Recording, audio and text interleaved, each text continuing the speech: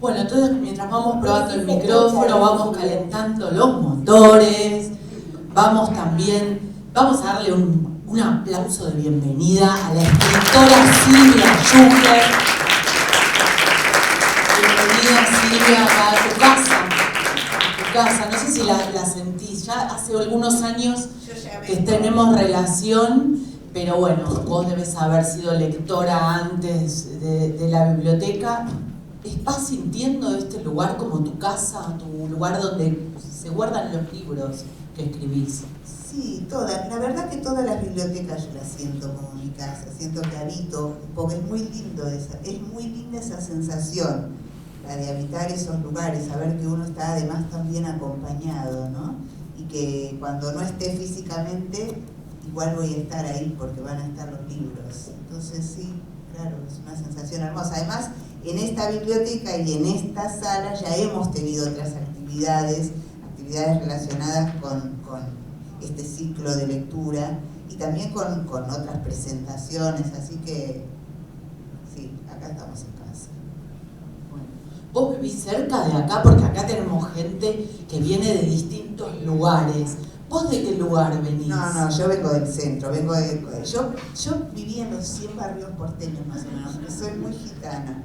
Vendo casas, vendo, a veces quiero estar en un PH, soy re gitana. Ahora estoy muy céntrica, por San Cristóbal, que me encanta, porque está cerca de todo de mis actividades, ¿no? Y así que estoy cerca, por lo menos mucho más cerca de lo que escuché, pero con todo estaba pensando, ¿no? Que recién me saludé con alguien de Catamarca y lo que podemos llegar a hablar respecto de lo que pasó con la pandemia y las nuevas tecnologías, lo que nos abrieron como posibilidad es que estuvimos distantes, pero al mismo tiempo se acortaron distancias, porque yo nunca estuve con tanta gente del resto del país. Nunca, porque uno puede viajar un poco, pero estar al mismo tiempo con gente de Ushuaia a La Quiaca, no. Así que, bueno, estamos acercados en ese sentido. Bueno, Silvia, mira, por ejemplo, tenemos ahí a Romina, que es de Puerto Santa Cruz, ya que estuviste por Catamarca por el norte, vamos un poco para el sur.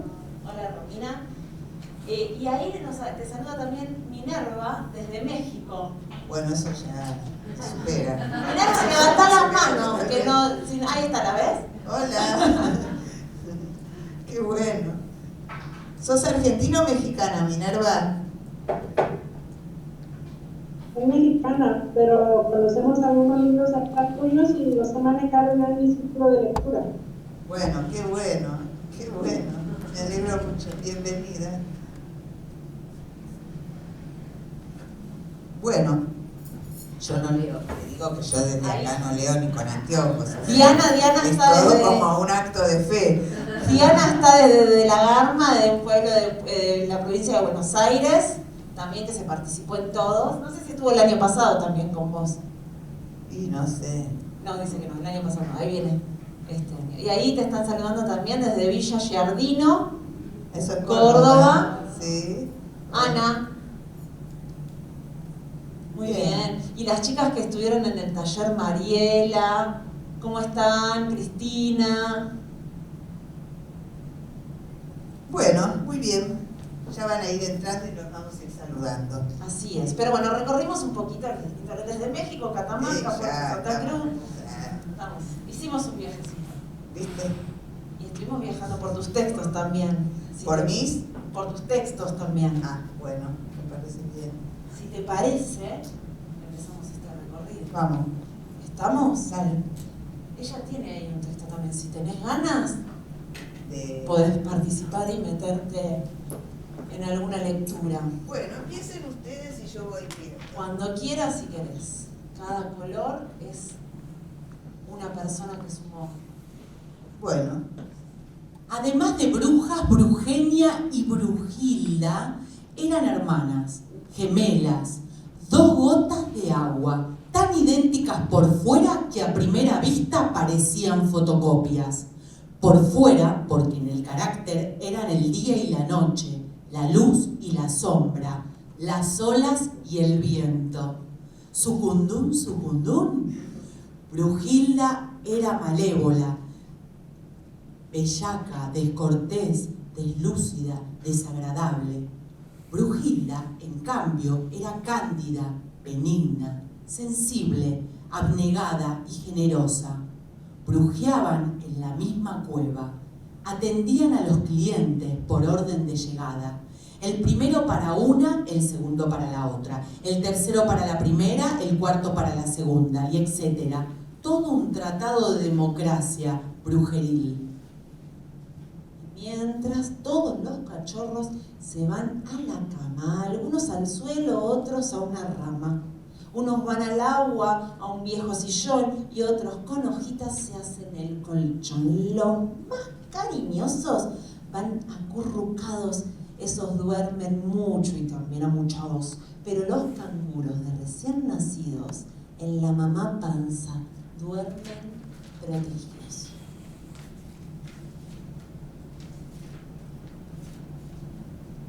¿Leo yo? No está ensayado por eso. Cuando las cebras de la manada la vieron, creyeron que se había vuelto loca y se alejaron corriendo de ella. Se asustaron. Lupe, le dijeron después, en este mundo las rayas de las cebras deben ser rectas y parejas. Y si no, no se puede ser cebra, ¿entendés? Pero lo cierto es que cada vez estaba más tranquila con el huérfano que había contratado.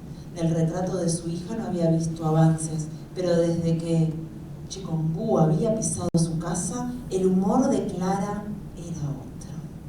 Seguía pinchándose con la costura y tocando el piano como si en vez de manos tuviera martillo. Pero al menos, pensaba doña Carmen, se dejaba peinar sin gruñir y no vive esperando un descuido para escaparse a lo de su tía a jugar. Violeta es el nombre de una flor color violeta. Violeta es el color de una flor de nombre Violeta. Pero Violeta, sobre todo, es una nena. Violeta tiene una hermana más grande que se llama Daniela. Sí, Violeta y Daniela son hermanas desde que se conocen. No se llevan demasiado bien y tampoco demasiado mal. Son muy diferentes. Una es la mayor, la otra la menor. Una es gordita y la otra es un poco flaca. A una le gustan los caramelos de menta y a la otra los de frutilla. Una va al jardín de infantes y la otra a la escuela primaria. Veo. ¿Qué ves? Que este breve merengue de E que se ve es el que Pepe lee. ¿Querés ver? Oh, abuelo, que tengo hombro. Hombre. Mucho hombre. ¿Qué? Que quiero golosino, chocolate, ¿entendés? Y la abuela se puso a hablar sola. Ay, mi abuela es igual a las otras. ¿En serio? Sola que está hecha con alta tecnología. Sin ir más lejos, tiene doble casetera. Y eso es bárbaro, porque se le pueden pedir dos cosas al mismo tiempo. Y ella responde. Mi abuela es mía. Ay, abuelas y seños. La única persona que encaró las cosas de otra manera fue la señorita Ofelia. Primero, porque no hizo formar a los chicos para entrar. Segundo, porque se sentó en el suelo con ellos. Tercero, porque les empezó a leer los cuentos de un libro que encontró. Y cuarto, porque no me presentó como el esqueleto. Dijo, saluden al flaco. Yo hubiera querido saber la verdad de entrada, y si no, no saberla nunca. ¿Para qué? Y es que una cosa es pensar que tu papá de buenas a primeras se tomó el buque para ir a trabajar a otro país, y otra, muy diferente, enterarte de que una noche no volvió a tu casa porque lo metieron preso. Preso, ¿entendés? Y todo mientras vos, muy tranquilo, te haces drama pensando que él se fue sin una mísera despedida. Es distinto. Y no me preguntes qué es mejor, porque se trata de elegir entre dos ausencias y además el resultado está bastante lejos de ser una cuestión de gustos. No sé si me jodió que me dijeran que estaba preso. No sé qué me jodió más, mejor dicho. Me dejó helado, me confundió, me dio una bronca. Pero no lo de la cárcel, porque creo que muy bien no podía imaginarme esa situación, sino lo del viaje. A partir de entonces, el tiempo pasó volando, como un mosquito, una mariposa o un panadero. Jugar con las palabras, compartir historias, convidar placer, respirar, leer, tejer lecturas, transitar el camino lector con los otros. No los conozco, pero los siento, los percibo, los encuentro. Entre pájaros, la Mona Lisa, el esqueleto en la bicicleta, la abuela electrónica, porque Villaniloca y las visitas son cosas de brujas. Violeta es el nombre de una flor. A veces es flaca y a veces gordita, con sabor a caramelo de menta y en ocasiones con sabor a frutilla. Todos, pero todos, formando una democracia brujeril entre cuentos y chinventos. Yo iba sola por un camino, no como los caminadores. Yo hubiera preferido saber la verdad de entrada, aunque por el resto de mi vida tendría más preguntas que certezas. ¿Qué buscará Silvia? Una vez la escuchamos decir que quede una pregunta mucho más que una conclusión. Esta es una postura para mí, abrir incógnitas, abrir misterios hacia otras búsquedas. La saludamos acá.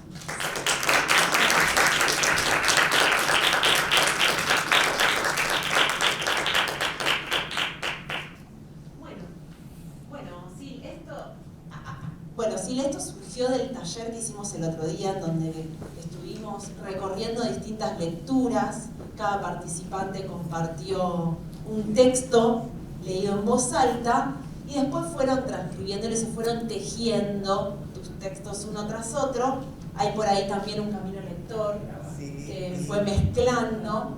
Y bueno, en las últimas unas palabras tuyas en alguna entrevista que quedaron. Pero ese tejido de lecturas tuyas surgió del taller y del compartir entre muchas que estuvimos. Fue muy divertido para mí este momento, ahora se los confieso, porque al estar fuera de los libros tenía que acordarme de qué libro, esos eran párrafos extraídos de los libros, entonces yo trataba me acordé de todos, pero rápidamente tenía que acordarme, y esto es de tal libro, y esto es de tal otro, y esto es de... Pero esa frase, por ejemplo, el tiempo pasa volando como una mariposa. Bueno, ese no me acuerdo, por ejemplo. Y esa justamente no me la puedo acordar, porque los otros párrafos eran un poquito más largos. Entonces, te dieron tiempo a acordar. Me daban pautas muy concretas los textos. Ese no me acuerdo. De mi primer fin de semana. Puede ser. Había otros de historia de un primer fin de semana. Puede ser. Imagínense que yo empecé, el primer libro data ya de hace más de 35 años de publicado, de 1986. O sea, hay libros y historia de un primer fin de semana fue de esa época. Lo tenés ahí atrás.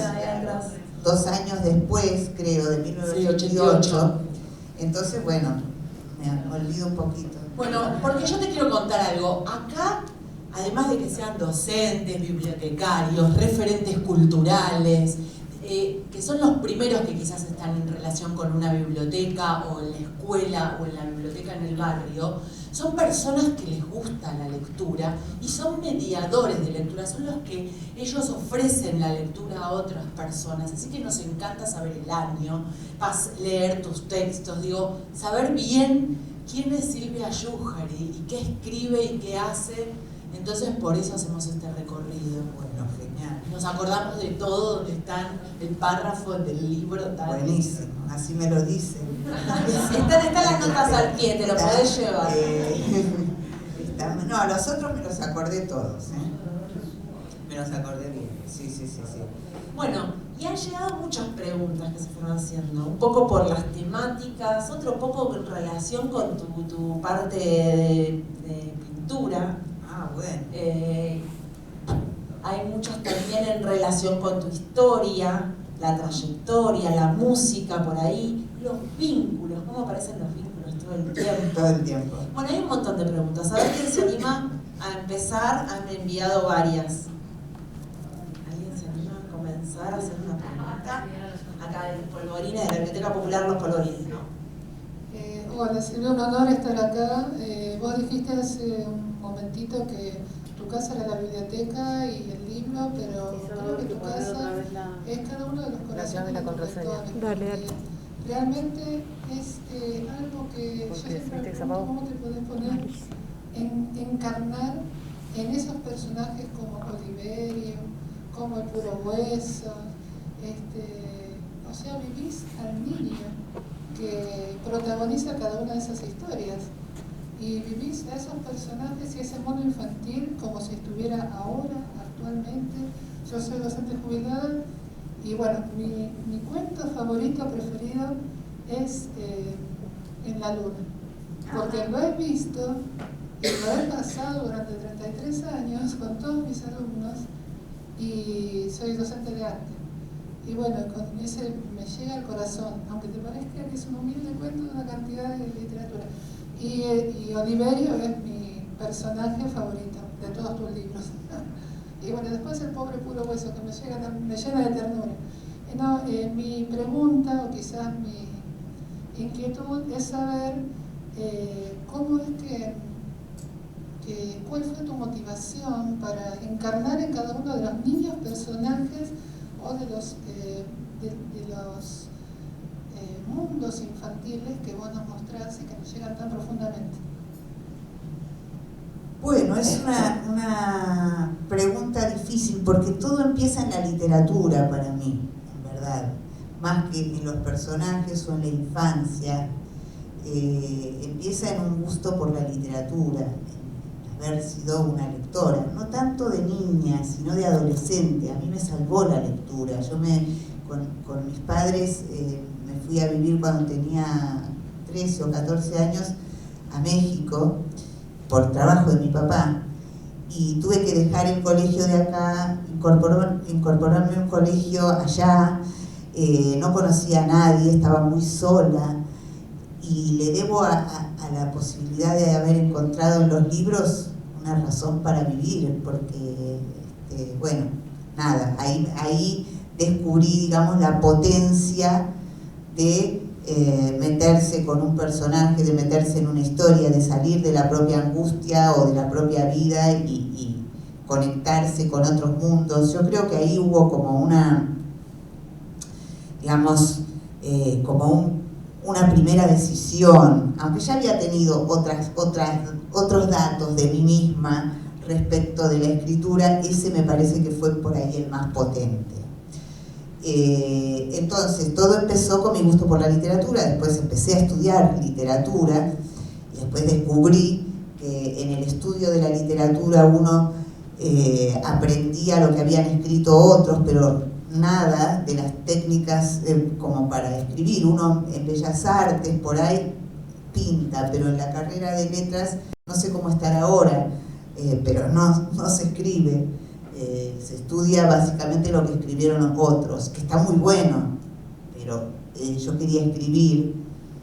Entonces fui a un taller de escritura con Liliana Hecker. No empecé escribiendo para chicos, pero alguien nombró los vínculos. Yo tenía un hijo y lo tuve muy joven, entonces mi modo mejor de conectarme con él, porque era una inexperta en casi todo, sigo siendo, pero no mejoré mucho, se ve que era una característica, pero pude compartir la literatura, pude empezar a hacerle historias a él para educarlo, digamos, de alguna forma, porque yo no tenía muchos elementos y la literatura me ayudó a escribir cosas para él, me ayudó con esa crianza.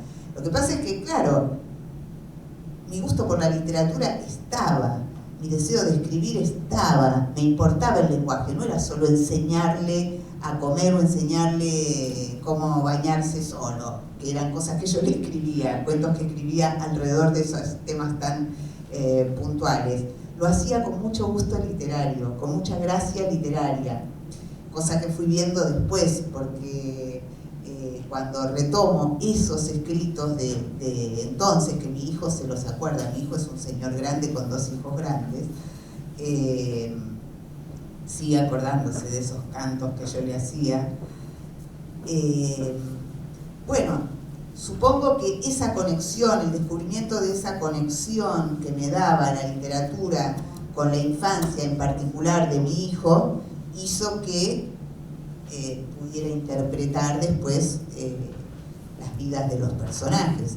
Y también con el vínculo y el recuerdo de mi propia infancia. Yo tengo recuerdos y ahí están, y ahí juegan en las historias. Oliverio tiene un montón de mi vida. A propósito de eso, les cuento una anécdota.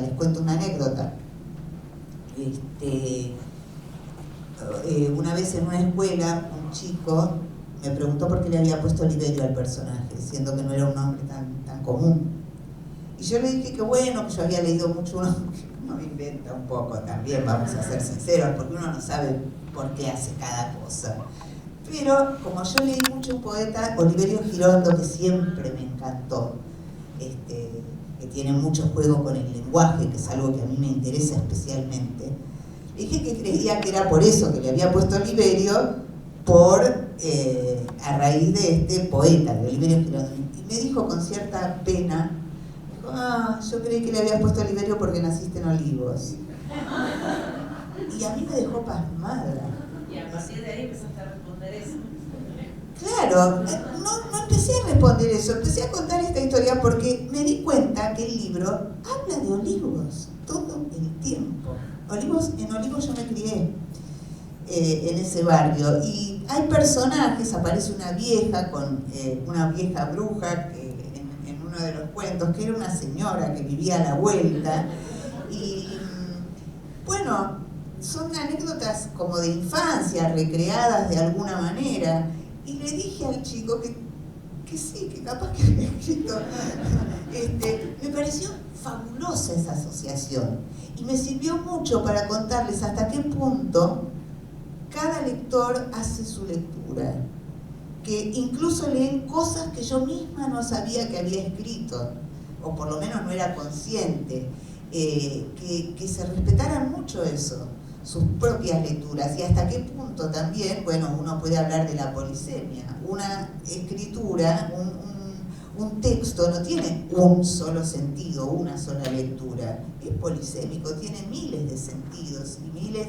de lecturas posibles, tantas como lectores haya. Entonces, bueno, eso me pasó precisamente con Oliverio, que es un personaje que yo quiero mucho también, y que tiene mucho de recuerdos de infancia. El estar en la luna fue una característica personal que yo creo que me permitió luego poder desarrollar algo artístico, ¿no? Yo me acuerdo estar tirada en el sillón pensando historias, y mi mamá que me decía, ¿por qué no haces algo? Si estoy haciendo algo, no se nota. Era difícil de explicar, ¿no?, qué estaba pensando. Pero bueno, nada, eso. A ver. Porque viene entrelazado, me parece. Yo soy Gabriela, soy maestra de inicial, y este año, creo que es mi último año y yo me jubilo, tengo una sala de 4 años. Cuando les dije a ellos que iba a venir a conocerte porque te estamos siguiendo, me dijeron que te pregunte cuál era tu personaje favorito. Bueno, yo no sé qué leyeron, porque para los más chiquititos tengo montones de libros. A ver, ¿ellos qué leyeron? Estamos iniciando, ¿sí? Así que nos fuimos por el Urubú y el Sapo. Fui presentando títulos, pero todavía leímos y leímos algunas poesías. Yo soy muy mala para los títulos. Bueno, no importa, porque es difícil, digamos, elegir un personaje preferido. porque cada personaje tiene mucho que ver con la historia. Entonces es el ideal, cada personaje es el ideal para esa historia y no para otra. Yo lo que les puedo decir es que un personaje que para mí es súper importante y que además tengo una saga de historias escritas es Lucas, que es un libro que se lee, que leen los más chicos y hasta en primero o segundo grado, que es Lucas duerme en un jardín, a Lucas se le perdió la A, porque Lucas y una torta de tortuga, en fin, es una saga. Ahora acaba de salir uno que es la vez que Lucas se inventó un hermano, porque es un personaje común, un chico común, que le vive situaciones absolutamente cotidianas, normales, de una familia tipo, por decirlo de alguna forma, pero siempre le pasan cosas extraordinarias.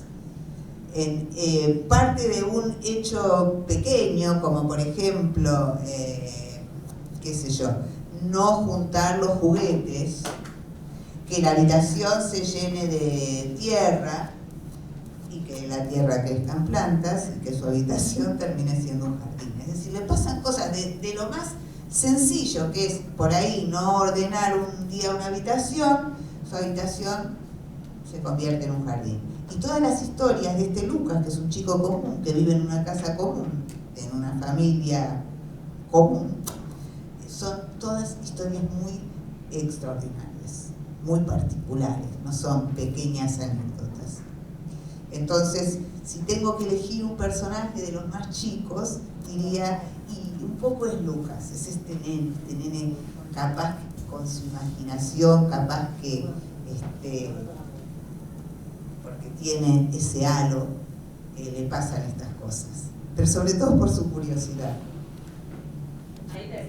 Sí, este es, Lucas junta cosas bastante asquerosas, que claro, bueno, justamente se le cae un diente y él no le alcanza con eso. Primero trata de pegárselo, porque no acepta la situación.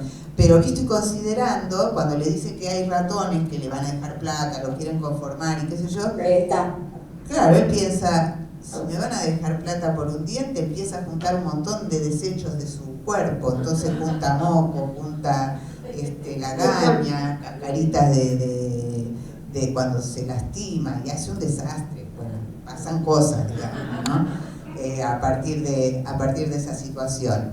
Entonces es un chico común que por su curiosidad y por la vida misma le pasan cosas, aventuras y desventuras sumamente extraordinarias.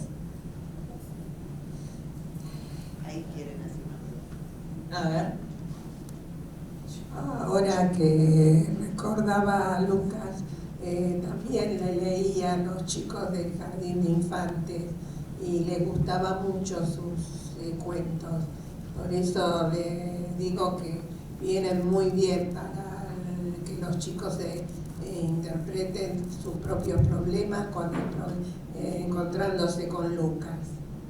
Bueno, genial, sí, porque además hay uno que a los chicos les pega fuerte, que es a Lucas se le perdió la A, que es cuando tiene un hermano y entra a perder todo, de una manera un poco particular, porque pierde la almohada y aparece arriba de la cabeza del hermano, bueno, cosas por el estilo, hasta que pierde una letra, y para hablar es un problema, ¿no? Pierde la posibilidad de nombrarse a sí mismo. Bueno, ese es uno con el que los chicos se identifican muy fuertemente. Sí, yo lo quiero mucho a Lucas, así que decirle a los chicos, convidarles un Lucas. Yo creo que para los más chicos, Lucas duerme en un jardín como que es el mejor, es el primero, es el que los inicia, los ubica en el personaje. A ver, espera que si te escuchan bien. ¿Cómo se te ocurren las ideas? ¿Dónde las sacas? ¿La idea madre de un cuento? Me encanta que me hagas esa pregunta, porque es una pregunta genuina que hacen los chicos, ¿viste? ¿Cómo así? ¿De dónde salen? Es muy difícil de explicar. Si uno supiera dónde está la cantera de ideas, sería muy feliz.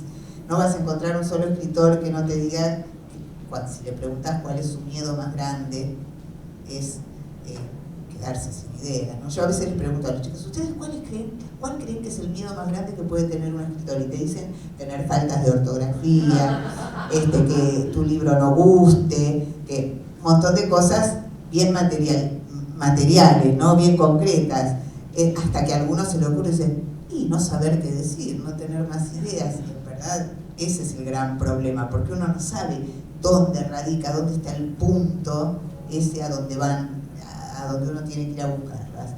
Es difícil, y hay tiempos de pocas ideas. En general, yo lo que creo es que uno vive y escucha cosas y ve cosas, lee, observa, sufre, padece, se alegra, está lleno de cosas, es toda una gran licuadora. Pero de todo eso siempre hay algo que te resuena más fuerte, por alguna razón. Esa sí que no la sé, pero hay algo que te resuena más fuerte. Puede ser algo que te dicen, que te cuentan, y que te pega en algún lado. Si eso se repite, te persigue, se va convirtiendo, empieza a convertirse en una idea. También puede ser que parta de una pregunta exótica, ¿no? De una pregunta, bueno, todos sabemos que cuando abrimos la canilla sale agua.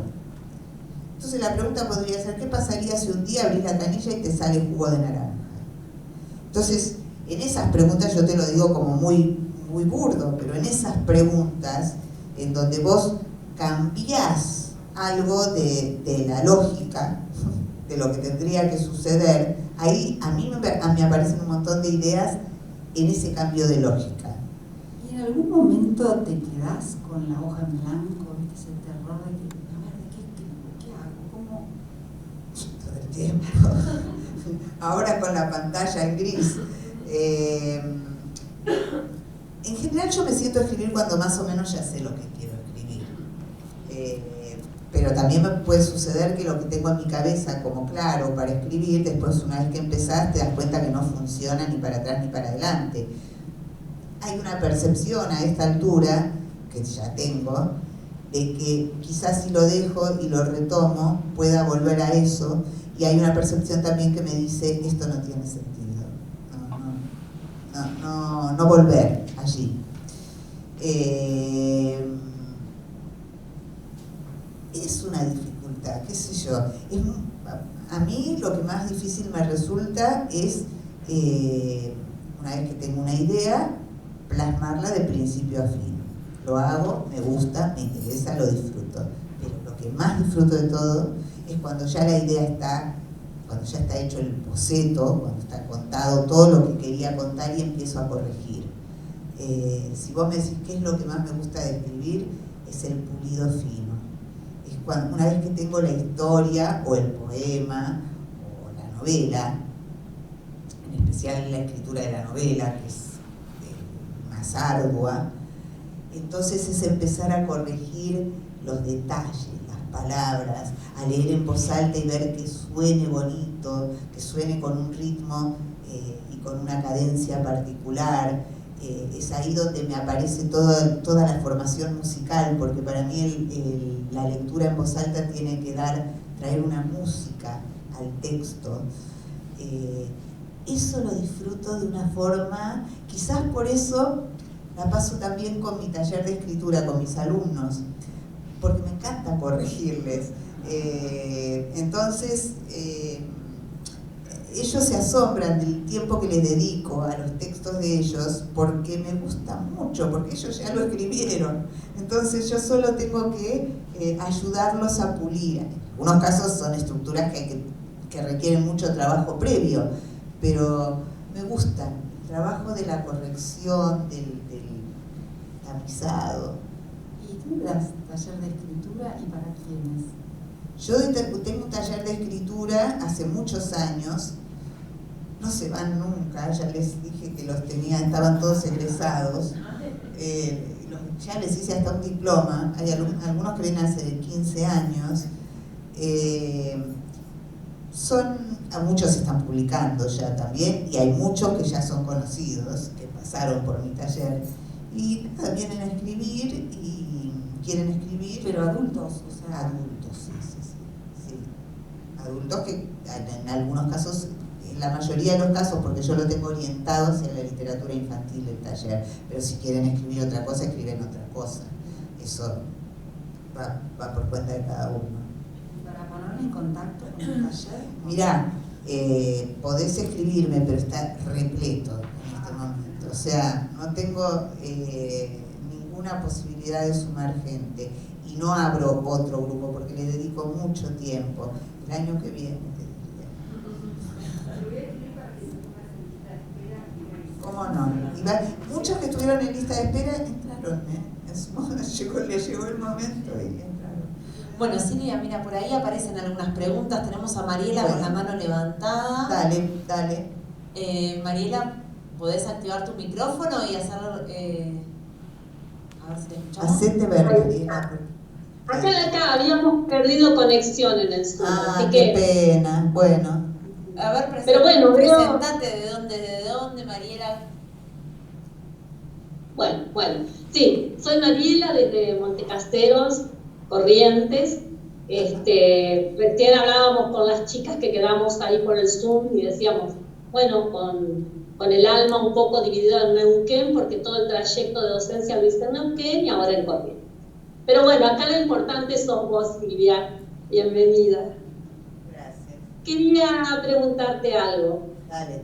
Estaba viendo tu libro, o sea, como mediadores de lectura siempre purgamos un poco las tapas, solemos hacer predicción con los chicos y las chicas, por supuesto, para ver de qué será que trata esta historia. Y yo veía en tu libro videoclip de la ilustración de Laura Rudman, y veía esa maceta, ese montón de señoras con zapatitos de mis tías que se cayeron ahí, esa palita como para remover no sé qué será que se va a remover con esa palita, un pentagrama que lo asocio a tu, como lectora, ¿no? Perdona el atrevimiento, a tu gusto por la música. Abro la página, que es el material que nos mandaron las chicas, las coordinadoras, veo una ilustración retro que me hace acordar a las revistas que leía mi mamá, ¿no? Y bueno, empiezan a surgir preguntas y después aparece el cuento donde el chico llega a la comisaría con el zapatito en la mano y no dejo de remitirme a Cenicienta. Pero cuando leo la composición no dejo de remitirme a los tiempos de la dictadura. Y cuando leo Maleducadas, no puedo dejar de pensar en Secretos de Familia de Graciela Cava. Entonces, perdona lo extensa, mi pregunta es, ¿esa intertextualidad que aparece en tu obra es premeditada o surge, aparece después que terminas de escribir sin querer, digamos, aparece esta intertextualidad? Vos te referís, por ejemplo, a la Cenicienta en el cuento del zapato, a la reminiscencia que te provoca lo de Graciela Cabal en Maleducada, ¿eso puntualmente? Exacto, cómo se van entrelazando, ¿no? Las historias y cómo se va tejiendo todo esto. Yo creo que no, nunca hay un a priori, voy a escribir y voy a mencionar esto o lo otro, no. Me parece que la intertextualidad, y más a esta altura, aparece por la cantidad por la biblioteca que uno tiene ya en su cabeza, en su formación. Entonces, aparecen las historias. Es muy interesante esto en los libros para los chicos, porque uno parte de supuestos que por ahí los chicos no tienen. Entonces es un equilibrio muy delicado cómo ingresan los textos y la biblioteca de uno en los textos para los chicos. A veces conviene hacer alguna aclaración, a veces no tanto, pero en los libros en donde uno ya presupone que hay un lector más experimentado, un lector que pudo haber atravesado cierto tipo de textos, uno escribe como más suelto, ¿no? Más tranquilo, con toda su biblioteca en la cabeza y a la mano. En el caso de Maleducada es posible que haya Graciela Cabal, no solo en Secretos de Familia, sino en toda su su vida y nuestra relación amistosa, fuimos muy amigas con Graciela Cabal, que haya estado presente en Maleducada. Es posible que todos los textos de María Elena Walsh estén incluidos en todo lo que escribo, porque ese disparate, ese disfrute con el lenguaje es algo que creo haberlo tomado de ahí, lo mismo que García Márquez, que de los libros de García Márquez, más miles de cosas que ahora no me vienen a la cabeza, pero seguramente están en los textos de manera muy directa y de manera soslayada también. Incluso hay una intertextualidad que ni siquiera es visible o necesariamente visible a todos los lectores. Por ejemplo, Las visitas es una novela que está escrita con un punto de vista complejo, de una manera diferente, porque es un personaje que está hablando y uno sabe a lo largo de toda la novela, son 4 horas de un chico hablando. Empieza cuando empieza a hablar y termina hablando él. Pero uno no sabe durante mucho tiempo con quién está hablando. Sabe que hay un interlocutor, pero no se sabe quién es ese interlocutor, que es lo que mantiene de alguna manera cierto suspenso en la novela. Y eso no lo inventé yo. Cuando yo iba a escribir Las visitas tenía muchas dudas respecto del punto de vista. Quería contar una historia y no sabía muy bien. Y recordé justamente un libro que había leído, que no se conoció para nada, de Carlos Gorostiza, que era un autor de teatro básicamente, y había escrito una novela que se llamaba El basural, donde había una persona que escribía desde el basural y contaba algo, nunca se sabe a quién. En mi novela se termina sabiendo o suponiendo a quién. Y lo tomé porque me servía. Las historias no tenían nada que ver una con otra, pero uno está lleno de textos adentro, y entonces cuando escribe eso aparece, digamos, muy directamente, muy visiblemente, como el caso de La Cenicienta en el cuento de videoclips, que además está mencionado, que algo de La Cenicienta, que se prohíbe el cuento de La Cenicienta. Y otras veces, digamos, puede estar más a la vista y más escondido, pero es imposible que no aparezca si uno es un lector, y yo creo que todo escritor debe ser un lector, esto ya lo digo casi como un principio. Entonces, sí, el intertexto está, se descubre más o se descubre menos según también la experiencia del lector. Bueno, muchas gracias. No, por favor. ¿Está contestado lo que me preguntaste? Sí, totalmente. Sí. Bien. Gracias. Y más también te diré, Silvia, porque justo antes había una pregunta ahí de Romina, de Puerto Santa Cruz, que dice: ¿Las visitas es ficción o te basaste en alguna historia real? Ya está, ya hiciste 2 por 1. Sí, no, hablé un poco de la escritura más que de la historia en sí. No, la historia es ficción, absolutamente. Parte de una pequeña cosa que me contaron, y esto lo uno con la pregunta que me hacía respecto de dónde nacen las ideas. Y es que hablando una vez, un psicólogo me contó, hablando así, como en una reunión, que trabajaba en el departamento de casos penales, creo que se llamaba, de psicología de un hospital. Entonces, donde iban situaciones que tenían relación con cárceles y todo eso. Y que, bueno, iba un chico que no había manera de hacerlo hablar y que se accidentaba permanentemente. Se accidentaba. Se cerraba las manos con el ascensor, ¿viste? Cuando es reiterado. Y que no podían como encontrar la vuelta a ver qué estaba pasando ahí, hasta que descubrieron que tenía el padre preso y que no lo verbalizaba. Y a mí me quedó muy grabado eso. La conversación siguió por miles de lugares, fue como que algo que te cuentan y seguís hablando de otros temas. Y a mí me retumbó, pum, ¿viste? Cuando te decís, el pibe no habla, tiene a su papá preso y no puede hablar. Entonces yo, la pregunta que me hice, porque siempre todo parte de una pregunta: ¿qué pasa por la cabeza de un chico que tiene a su papá preso? Esa fue mi pregunta original. No solo que tiene su papá preso, sino que no lo puede contar, que no puede compartir eso, que tiene que mentir respecto de esa situación. Entonces, a partir de esa pregunta yo me empiezo a contestar cosas, ¿no? A imaginar qué puede pensar, cómo puede ser su relación con sus compañeros, cómo es su relación en su casa con su madre, con su hermana, con esa realidad, partiendo de esa realidad. Y así es como se va como armando un poco la trama de la historia. Entonces, es una historia de ficción, claramente de ficción, pero parte de un hecho, una pequeña anécdota de la realidad. No obstante, aun cuando es de ficción, es una novela realista. Es decir, podría ocurrir. No ocurrió, pero claramente podría ser algo que ocurriera en la realidad. Ahí está Romina. ¿Te respondió Romina?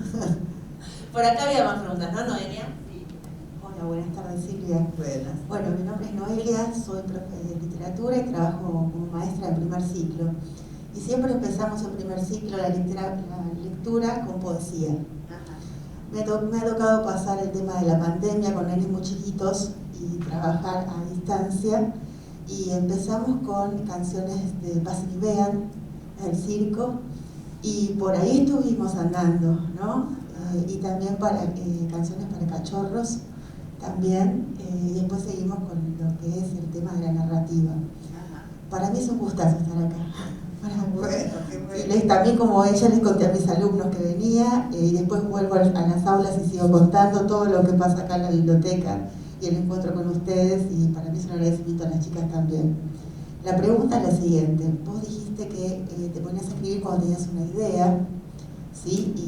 Y la pregunta es, si esa idea que vos tenés, ¿sabes si es para determinado género? Si sabes que vas a escribir narrativa o poesía, si ya lo sabes de entrada o es algo que va surgiendo después, en el proceso de escritura.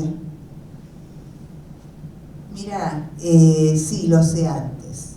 En general lo sé antes. La poesía aparece de una determinada manera, no sabría cómo explicarlo, pero aparece como una frase musical. Y de ahí se desarrolla, sí sé que va a ser una poesía. Y cuando voy a escribir un cuento, sé que va a ser un cuento y no va a ser una novela. La decisión de escribir una novela es distinta, requiere para mí una investigación previa en general sobre lo que voy a escribir. En el caso de La Frisita tuve que investigar cosas referidas a las cárceles. En el caso de la novela más importante para mí que escribí, que es la menos conocida, que se llama La Cámara Oculta, que es una novela en la que estuve más tiempo investigando que escribiendo, que igual me tardó mucho. Es una novela que habla de los entretelones, lo que hay detrás de las vidas de los chicos que trabajan en televisión. ¿Está ahí? La cámara, ahí está, esa. Hubo un periodo en el que los niños en la televisión protagonizaban prácticamente todos los programas, y yo vivía, les dije que vivía en los 100 barrios porteños, yo vivía en un barrio que le decían Palermo Hollywood, porque estaban todas las productoras de televisión y cine, y todos los días veía colas de padres con chicos, padres, madres, tíos, no sé qué serían, bajo el rayo de sol, con frío, haciendo colas de 1 hora. Y yo decía, ¿vale la pena? O sea, pasar por esa experiencia, horas de horas para que los chicos aparezcan Es decir, veía eso, me llamaba la atención. Acá está lo que vos decías de la idea, pum, me resuena. ¿Cuál fue la pregunta? Yo entiendo, me decía a mí, por qué un chico o una chica querría trabajar en televisión. El prestigio, les cambia un poco la vida, incluso la economía, porque a veces salvan una situación familiar desde el punto de vista económico. La pregunta era, ¿por qué un chico no querría? ¿Qué lo haría decir que no? Entonces eso me llevó a una investigación. ¿Qué es lo que pasa? A ver, ¿cómo es la vida de esos chicos? ¿Cómo es la vida detrás de cámara?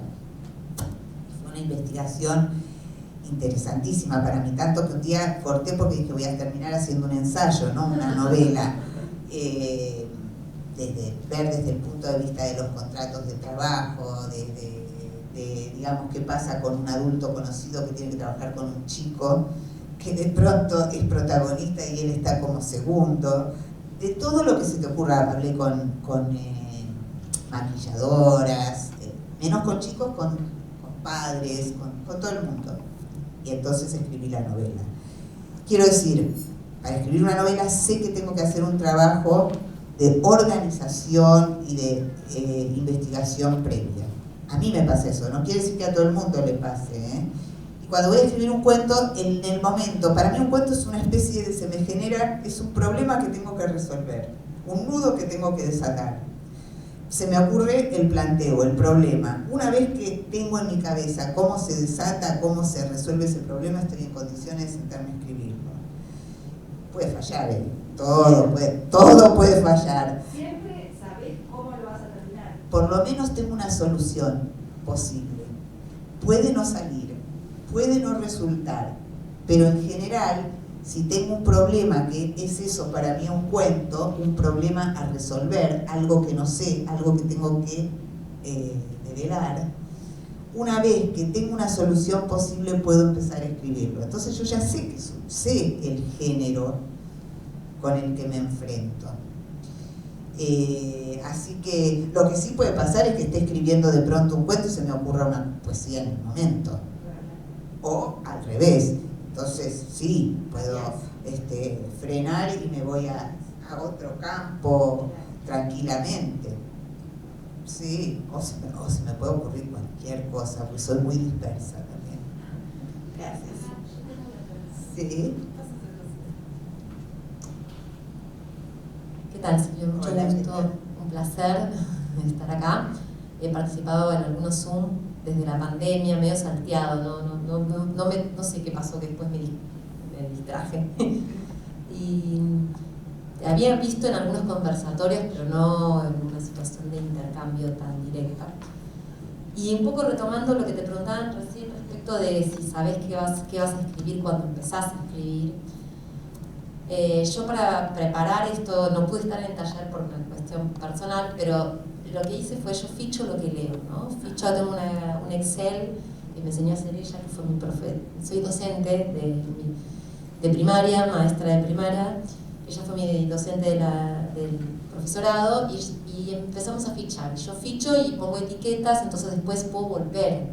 Tengo un Excel y tengo una columna de que pongo, un resumen chiquito de la historia, qué me pasó con esa historia, si me gustó, si no me gustó, y los datos bibliográficos para rastrear y de qué biblioteca lo saqué, porque muchos tengo, pero si no me lo prestó fulano del instituto, de la escuela no sé qué, de la escuela no sé cuánto. Entonces lo que hice fue filtrar y buscar todos tus libros, digamos, todos los que había leído. Y además me fui al CIE, que es el Centro de Investigación e Información Educativa de nuestro distrito, que tiene una biblioteca y brinda capacitaciones de la Dirección de Cultura y Educación de la Provincia de Buenos Aires, y me saqué todo lo que había tuyo, y junté todo eso, y de repente me di cuenta que no había una Silvia. No sé, esa es mi sensación. Quería preguntarte si vos coincidís o no. Yo tenía como una Silvia para los chicos chiquitos. Yo en general trabajo en segundo ciclo. Me encanta, usé, digamos. Leí muchas cosas tuyas con mi niño, cuando era un niño pequeño. Y después me quedaban un poco lejos porque trabajaba en segundo ciclo y no sé por qué me había quedado asociado. Entonces, con el tiempo me empezaron a llegar otras cosas. No había hecho un seguimiento tan exhaustivo tuyo. Y ayer cuando miré dije, pero no hay una Silvia. Hay una Silvia que escribe para los más chiquitos, una Silvia que escribe para los medianos, una Silvia que escribe para los grandes. Y empecé a releer, entonces releí un poco la composición y releí. Fui releyendo pedacitos de cosas que tenía, pues no podía leer en estos días tanto. Y leí cosas nuevas. Y entonces vos también ¿cómo haces para seleccionar? Bueno, voy a escribir para los chiquitos, voy a escribir... O te sale y de repente sos distintas Silvias que le escriben a un auditorio distinto? No sé, es una pregunta un poco atravesada, pero eso es lo que es sencillo. Pero te entendí perfecto, porque yo también me hago esas preguntas. No, soy una sola y creo que hay algunos denominadores comunes en todos los textos, desde los textos para los más chiquitos hasta Videoclips, que es un libro que no es para chicos. Por lo menos que no. ¿Lo disparatado decís vos? No sé si el disparate, pero hay una búsqueda de lenguaje permanente, hay una búsqueda rítmica permanente, hay como, a pesar de algunos textos que son como un poco duros, hay una búsqueda de humor, hay algo de todo eso, pero la búsqueda del lenguaje, en el ritmo y en la cadencia del lenguaje, te diría que, por lo menos porque es algo que yo intento siempre, está en los textos, desde el primero, desde el más chiquitito, desde el que tenga 3, 4 palabras hasta el libro de más páginas, hasta el más complejo. Siempre voy a buscar que eso esté, que la musicalidad y la intensidad en el lenguaje estén presentes. Soy capaz de resignar cosas de la historia en favor del lenguaje. Es algo personal, eso está siempre.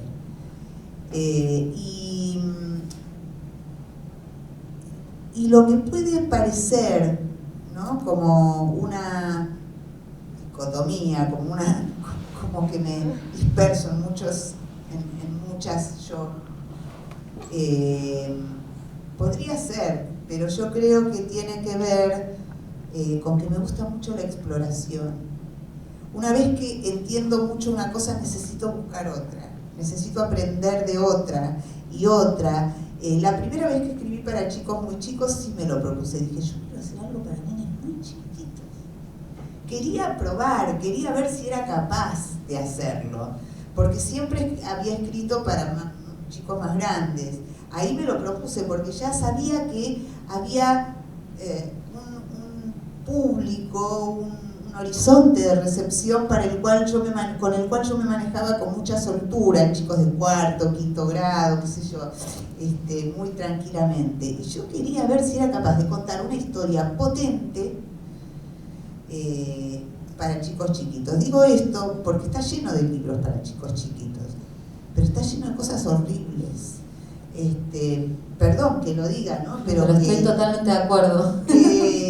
No dicen nada, como si por ser chiquitos no tuviera que pasar nada en la historia, ni en el lenguaje, ni en nada. Que todo pasara por la imagen, ¿no? Y me desafío continuamente con las cosas. Entonces podría parecer que soy muchas, pero no, soy la misma que explora, que necesita experimentar, como estoy experimentando ahora. Me decían de la pintura, pintando, me gusta, qué sé yo, pruebo, si sale, total. En la pintura tengo menos compromiso que en lo literario, porque es muy tipo hobby. Así que te diría eso, yo creo que soy una, pero también creo que en ese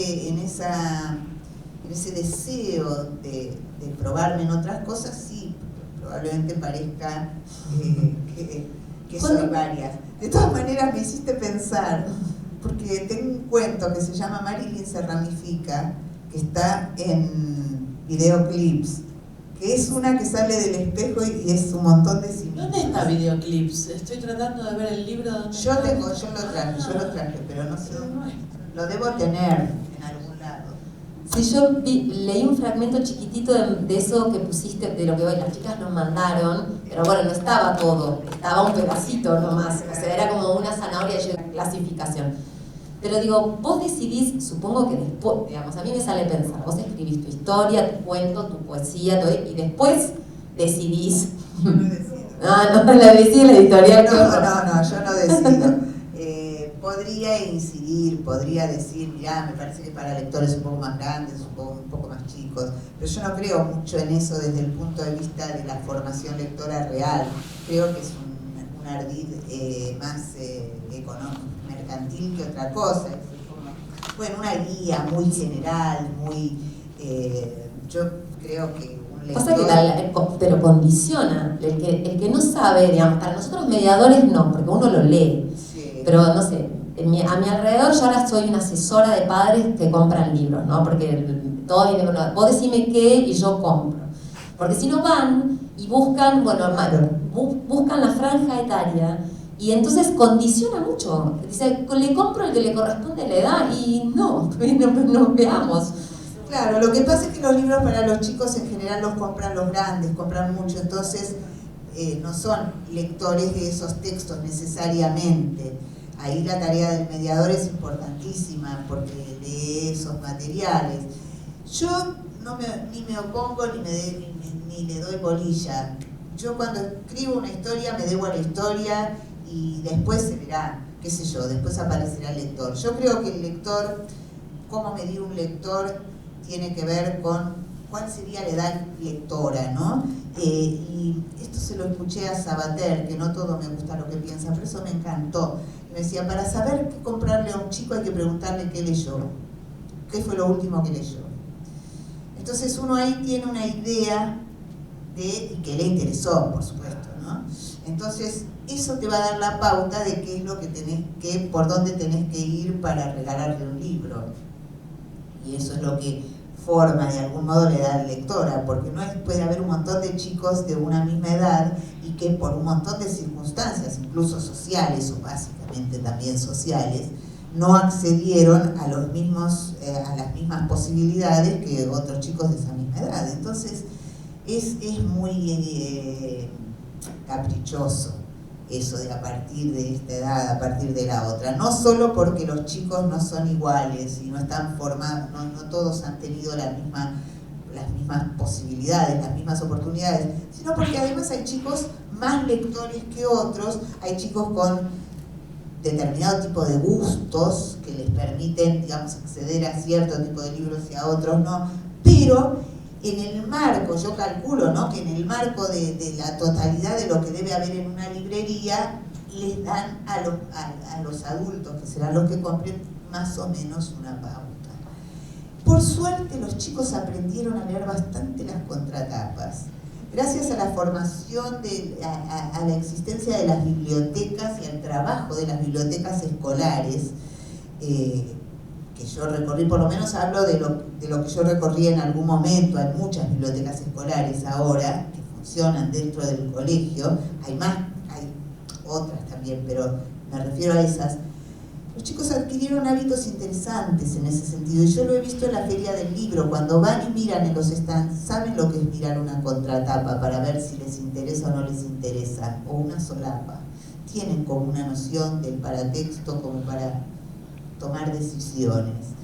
Así que bueno, pero es un dato para lo comercial, claramente. Nosotros los autores, no sé, yo mucho no me meto en eso, total. Igual me quedo con Marilyn y me lo voy a leer, porque esto que vos decís que es alguien que sale del espejo y son muchas, a lo mejor es esa pregunta que yo te hice primero. Es posible que sí. Sí. Por ahí, mira, sí, totalmente. Gaby de la Iglesia en el Zoom hizo un comentario. A ver si lo querés decir vos, Gaby. Yo leerlo ni ahí. Hola, buenas tardes. Hola, Silvia. Hola a todos. Un placer. Bueno, sí, yo lo que planteaba un poco, lo que estabas comentando vos respondiendo a la colega que te hizo la consulta, es lo que plantea María Teresa Andrueto, una literatura sin adjetivos, ¿no? Esto de la clasificación para niños de tal edad, para adultos, quizás pensarlo así. Sí, totalmente. Yo, la verdad que esas son todas cosas comerciales. Cuando dicen libros de prescripción, escuché la otra vez. Y libros de prescripción quiere decir libros para los colegios, ¿viste? Para que entren en las aulas. Yo cada vez me quiero alejar más de todo eso. O sea, no quiero ni enterarme. Estoy en un punto en el que hagan lo que quieran. Porque se ha convertido todo en incluso a veces me dan ganas de salir corriendo un poco y de regalar todo, de decir, meto todo en internet y ¿sabés qué? Nada, hagan lo que quieran, porque se llegó a un punto de comercialización y de tan brutal, ¿no? Como en todo, no solamente en el mundo editorial, es una parte más de lo que es este salvajismo, que entonces existen, uno sabe que hay libros que se van a vender porque se van a meter en plataformas en el aula, y otros que por ahí literariamente son más interesantes y no van a aparecer, se van a morir porque no tienen, porque los libros que no pasan por la escuela no tienen lectores reales. Es una cosa bastante insoportable. Así que sí, supongo que es literatura sin adjetivos, no sé si llamarla sin adjetivos, pero me gusta. Yo qué sé, últimamente tengo la sensación, había un afiche que circulaba cuando yo era joven, me acuerdo porque me encantaba, que era un mono sentado que decía, cuando aprendí todas las respuestas me cambiaron todas las preguntas. Y estoy viviendo un poco eso, esa sensación, que me movieron la baldosa entre la pandemia y las tecnologías y esta cosa rabiosa de venta y de compraventa. Tengo como la sensación de que me corrieron la baldosa y me cuesta encontrar como algunas certezas. Bien, pero por suerte hay más espacios además de las escuelas, están las bibliotecas, los centros culturales, los lugares que empezaron como comedores y hoy ya tienen una biblioteca en el barrio. Tenemos la Biblioteca Nacional también, que lleva adelante este programa donde recomienda la literatura más allá del encasillamiento de las edades, sino esto, saber estas cosas que nos cuentan directamente los escritores y las escritoras, que nos llevamos como tesoros para tener en cuenta nosotros como mediadores de lectura y además multiplicarlo, no quedarse ustedes con la información, sino esto comentarlo en los grupos de WhatsApp, en las reuniones con sus amigas. Todo el boca en boca es muy importante y además lo estamos grabando para replicarlo en el canal YouTube de la Biblioteca Nacional. Así que sí, muy importante de romper esos territorios que es la escuela nada más donde se Pero recomienda. no porque sea malo lo de la escuela, no, me parece bárbaro y además me parece que han hecho un trabajo precioso en las escuelas en relación con la literatura, sino, digamos, la posibilidad de que se difunda la literatura más allá de lo que sea prescripción escolar, digamos. Eso, me refería a eso, de pensar que hay textos que van más allá y que pueden, digamos, que pueden salirse de la casilla y que, bueno, y que pueden valer la pena más allá de que se vendan mucho o se vendan poco, o de que haya personas, porque también hay otro tema, ¿no? Que es, hay personas que son más simpáticas que otras como para ir a visitar escuelas. Voy a decir algo, me van a odiar, pero lo voy a decir. Sí, porque con esto que decía que no tengo tantas certezas, total, además ya estoy grande, ya puedo decir cualquier cosa. Me ha pasado que me escriben y me dicen: decinos si podés venir a visitar la escuela porque queremos hacer seguimiento de un autor. Me pasó mucho, no poquito. Lo del seguimiento de autores es algo que debe estar funcionando porque ya me lo dijeron mucho. Me parece bien. Ahora, que la decisión se tome por si voy o no voy a ir a visitar una escuela, que es algo que está sucediendo mucho, es grave. Porque hay autores maravillosos realmente, que no tienen empatía directa con los chicos o para ir, o no tienen posibilidades de pronto de ir y sentarse con 500 pibes, porque uno no es un showman ni un animador de fiestas infantiles, ni es otra cosa. María Elena Walsh no tenía buen vínculo con los chicos de manera directa, y ¿quién podría negar que fue la autora de literatura para chicos más importante que tuvimos? Entonces, verdaderamente hay que pensar muy bien eso, hay que repensarlo. Elegir un autor porque a ustedes les guste, porque les interese, porque supongan que a los pibes los va a enriquecer, y no porque va a ir una persona a visitarlos. ¿Por qué se ha hecho de eso una especie de no sé, de condición para decidir lecturas? Realmente me pone muy nerviosa, y no porque en mi caso yo me reconozco con logro crear buenos climas con los chicos. Estoy cansada, no tengo ganas de ir todo el tiempo, obviamente, hace 30 y pico de años que recorro escuelas y qué sé yo, pero siempre pienso en los autores, o porque ya están grandes, o porque no pueden, o porque lo que sea, que no tienen ganas de ir a los colegios.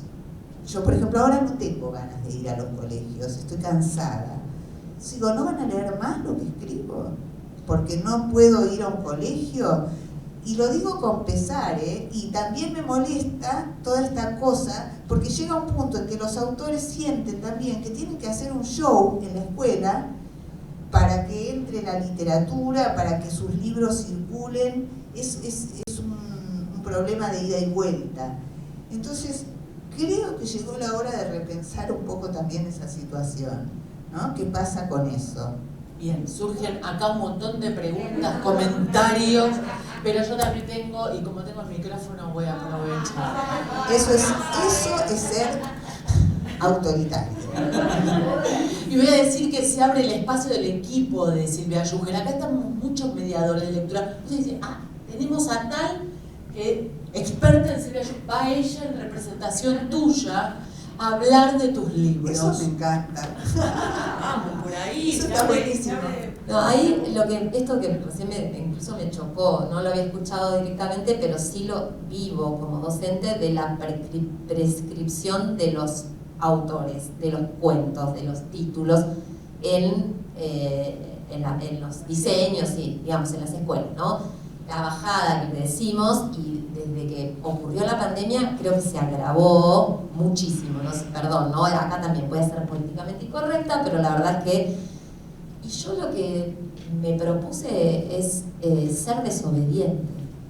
O sea, no, soy una docente desobediente, soy desobediente de chiquita, pero me volví una docente desobediente.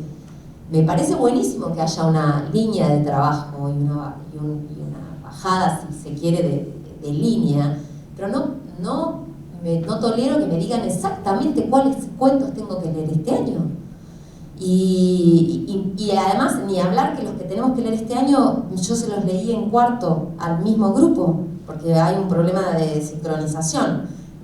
Este año pasó eso, lo que nos dieron en pandemia para cuarto es exactamente el mismo cuento que tenemos que dar en sexto. Entonces, me niego, o sea, ¿qué hago? Me corro. Entonces me corro y hago algunas cosas para que no me reten mucho, ¿no? También aprendí, porque soy grande, que digamos, cumplo con alguna cosa para que no me reten mucho, pero me corro. Entonces yo deseo desobediencia, no sé si está bien, pero me parece que hay que, y esto que decías, compasión, ¿yo qué le leo a mis alumnos? Claro. Las cosas que me movilizan a mí. Claro, si no me sale leerlo, no me sale charlarlo, no me sale. Entonces, si me van a decir exactamente qué tengo que leer, entonces el año escolar se resume a 3, 4 cuentos, una novela, y al revés, quiero meter a la escuela todo eso que queda por fuera. Porque hay otras maestras que les van a hacer leer eso. No, porque lo ideal son guías, ¿viste? Te pueden guiar un poco, tirar como algunas líneas, y de ahí, bueno, cada uno irá tomando lo que le parezca mejor. Pero para transmitir, para leerle a los chicos o para proponer, para mí hay una sola, hay un solo consejo, por decirlo de alguna manera, y es: lean lo que les gusta. O sea, lo que les gusta a ustedes traten de transmitirlo de la manera más natural, porque uno cuando lee un libro, no sé, a mí me pasa en casa, leo un libro, lo termino y me muero de ganas de que alguien más lo lea para poder charlar, porque para poder compartir y ideas al respecto. No digo que vamos a leer todos lo mismo, pero es lo que yo quisiera, buscar algún lector. Uno inmediatamente, ¿leíste tal cosa? O cuando veo una serie o una película, ¿viste tal cosa? ¿Por qué? Porque es las ganas que uno tiene de contar y de conversar y de discutir lo que le gustó y lo que no le gustó también de eso. Entonces, me parece que lo más genuino que uno puede hacer en esos casos es decir, no elijo porque va a venir el autor o no va a venir, porque de pronto yo en esa situación debería pensar no van a leer nunca más nada mío porque yo la verdad que voy a ir poco a los colegios. Pero nos das otras herramientas. Yo, por ejemplo, esto sería después. Yo había armado mi proyecto. Alguna mamá que está una mamá acompañando a su nene en la sala. Ella está estudiando para profesora de literatura y me ofreció el link y ahí fue donde yo me contacté. Pero antes yo había empezado a buscar Silvia Schuher y fui y encontré tu página en Facebook. Entonces yo dije, desde acá está genial, porque ellos mismos la pueden.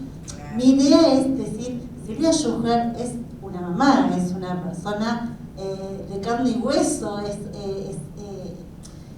alguien de nosotros. Entonces que ellos puedan encontrar que todos podemos escribir y todos podemos disfrutar de cuando otra persona escribe, ¿no? Y ahí encontré mucho, porque, o sea, en tu misma página está, cuando vos nos lees, la forma que tenés de expresar, porque a veces cuando uno lee, pasa con los chicos, con los hijos, porque yo maestra de escuela no soy, ¿no? Pero cuando leen y te leen ellos lo que escribieron, le ponen un énfasis claro, que no es lo mismo que cuando el maestro lo lee, ¿sí? Totalmente. Entonces, por ahí no vas, mi idea nunca fue que fueses al jardín, por ejemplo. Esto vino genialísimo. Pero yo ya me bastaba eso, que ellos pudiesen verte, más allá de la foto, que pudiesen verte en un video. Está bueno y de hecho yo grabé algunos videos generales porque me pedían, en la época de la pandemia yo recibía de 5 a 15 pedidos por día de saluditos a cada uno de los grupos. Y te decían, mi grupo es muy especial y leyeron tus libros, mandarles un saludito. Si yo me dedicaba a hacer un video por cada uno, trataba de explicárselo, no es que no quiera, es que simplemente debería dedicar mi vida a mandar saluditos.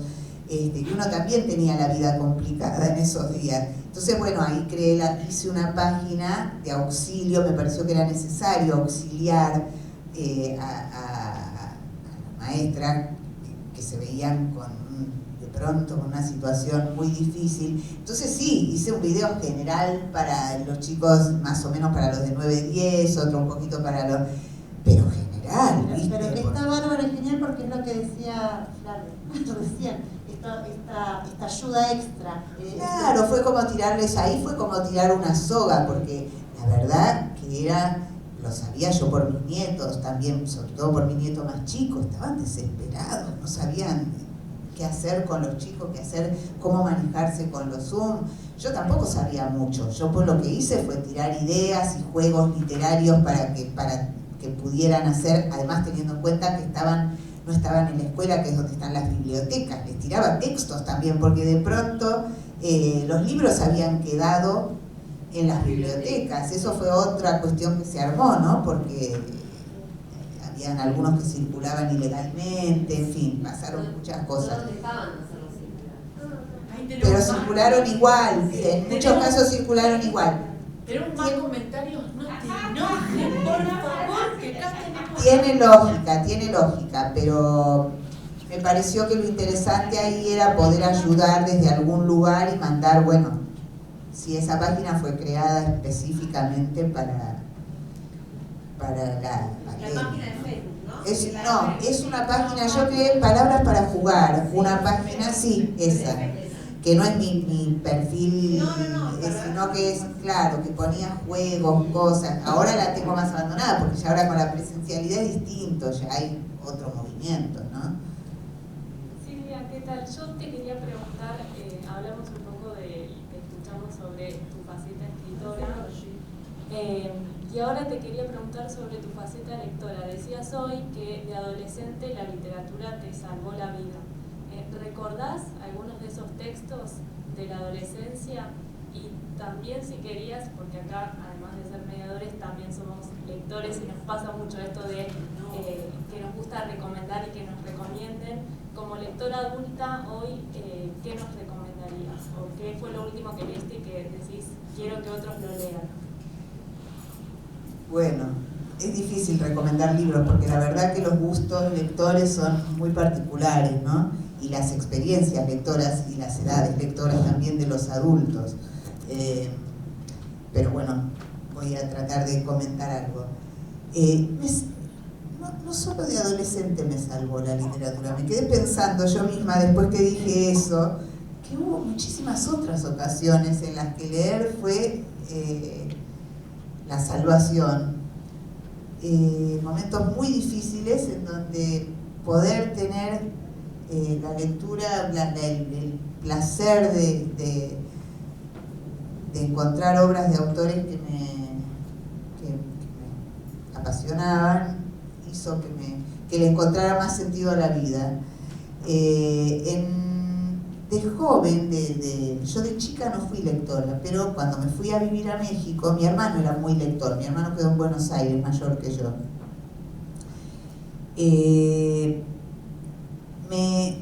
Me propuse, de alguna manera, yo estaba en segundo año, creo, segundo, iba a empezar tercero. Había tenido una profesora de literatura que nos había leído Cortázar, algunas cosas de Cortázar, y no entendía mucho, pero me había interesado. Eso que le pasa a uno que no sabe por qué, pero que dice, uy, por aquí.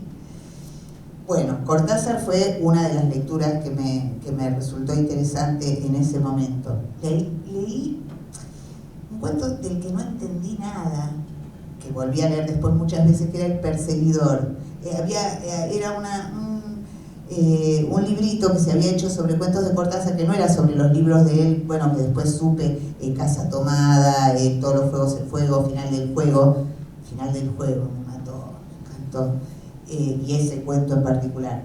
Pero había una selección que había hecho capítulo, no sé quién, que se llamaba El Perseguidor y otros cuentos. Me acuerdo del cuento El Perseguidor, básicamente, que era el primero y era muy largo. No entendí nada, pero me produjo una fascinación que no podría explicar, y lo leí después, claro, ¿no? Era un crítico que va siguiendo a un músico de jazz, Charlie Parker. Todo eso lo supe después. Pero sobre todo, en ese momento, tuve una experiencia que fue muy importante, que fui a una librería por primera vez a comprarme yo libros, porque en casa había libros, en mi casa en general yo leía lo que había o lo que me compraban, o lo que compraba mi hermano, que era el que decidía la literatura, el que marcaba la línea.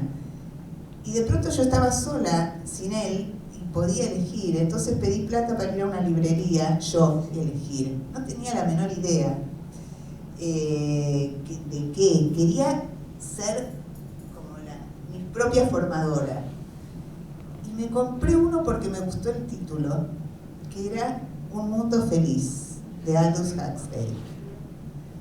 Y lo disfruté, me lo leí, la pegué, digamos, porque fue una lectura que me fascinó en el momento y que me llevó después a buscar a Ray Bradbury, y no fui específicamente una lectora de ciencia ficción ni de literatura fantástica, pero en ese momento me fascinó. Y recuerdo que, bueno, a partir de Un Mundo Feliz, me pasó que empecé a querer comprarme yo los libros, a elegir yo qué era lo que quería leer, y eso me... Ahora no recuerdo exactamente todo lo que me compré en ese momento, pasaron 50 años, te diré. Pero sí me acuerdo que en esa época leí 100 años de soledad, leí también algunas cosas de Mario Benedetti, la poesía de Mario Benedetti, Inventario. Leí libros que me encantaban, no estoy tratando de recordar ahora, de García Márquez, también había leído... No ese es el más periodístico, por ahí un poco más periodístico. No, me gustaban los libros de ficción, de lo que llaman realismo mágico. No, Vargas Llosa, que ahora no lo quiero nada, pero en su momento leí uno que se llamaba La ciudad y los perros y los cachorros, La ciudad y los perros, pero después tenía otro que no me puedo acordar ahora el nombre, que también me gustó muchísimo. La ciudad y los perros me encantó cuando lo leí. Bueno, me fui nutriendo de esos libros así porque iba eligiendo lo que yo quería, como yo quería. Muy variado, por cierto. Y, o sea, fue una formación lectora rara. No tuvo. En el colegio en el Colegio de México, la lectura que tuve, me acuerdo que tenía literatura, y fue fascinante porque el profesor nos había dado Marianela, de Pérez Galdós, lo más común del mundo, pero nos lo hizo disfrutar de una forma bárbara. Él nos lo contaba, nos dejaba capítulos, como, no sé, me gustó mucho también eso. En el Colegio de México, en Buenos Aires, había llegado hasta segundo año y había visto Cortázar. Bueno, y después ya cuando volví tenía la literatura habitual de la escuela, que era literatura española, y muy poco de literatura argentina. Empecé a formarme como lectora organizada, un poco organizada, porque después me volví a volar en el profesorado. Yo me metí en el profesorado de literatura. Entonces, bueno, ahí sí tenía literatura francesa, literatura italiana, las distintas literaturas, materias hermosas como teoría y composición, donde tenía un recorrido de autores.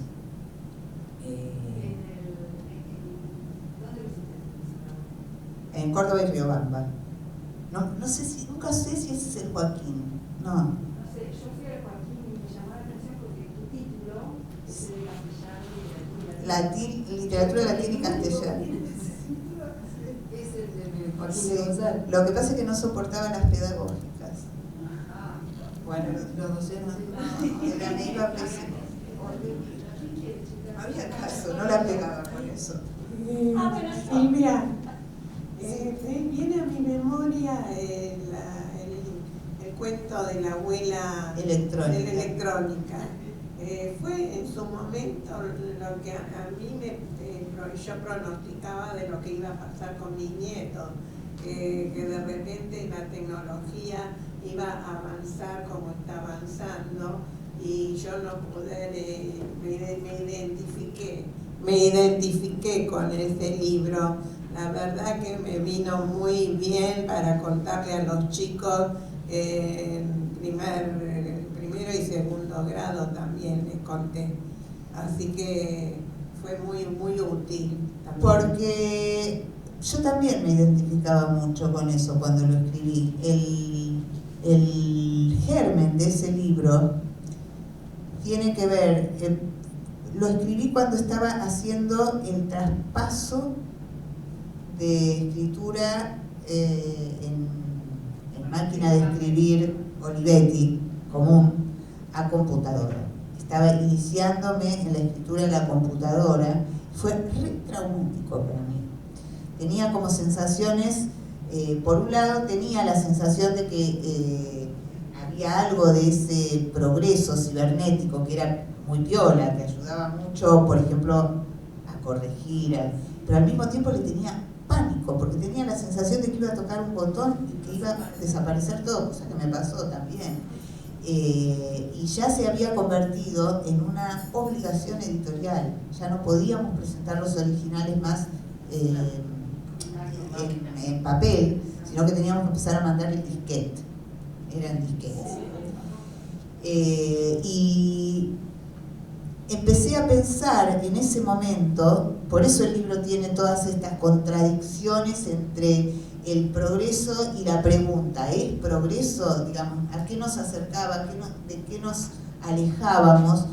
está muy presente, es la sensación de imposibilidad de entender el mundo que se venía, el mundo que estamos transitando, que todavía para mí sigue siendo bastante ajeno en algunas cosas, ¿no? Es decir, uno nota cómo tenés que llenar un formulario en la computadora y yo estoy 3 horas, además, escuchando los insultos de mi marido que no soporta, no lo entiende, tengo que ir yo a ver qué pasa, no lo puedo resolver, no lo podemos resolver entre los dos, llamamos a alguno de los chicos,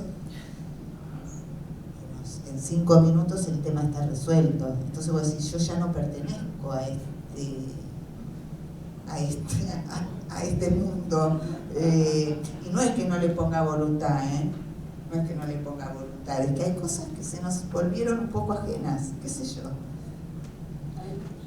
Bueno, vale, yo te quiero agradecer porque en el tiempo de la pandemia yo envié a muchos escritores que mandaran saludos para la escuela, para incentivar a los chicos. Y siempre los más chiquitos te han querido a vos, porque les he leído sentadas en el suelo. Bueno, ya cuando me hice un poquito más grande, más o menos. Pero te pedí para primer grado y lo que hiciste, que nadie lo hizo, fue me enviaste una poesía. Me escribiste para los nenes de primer grado.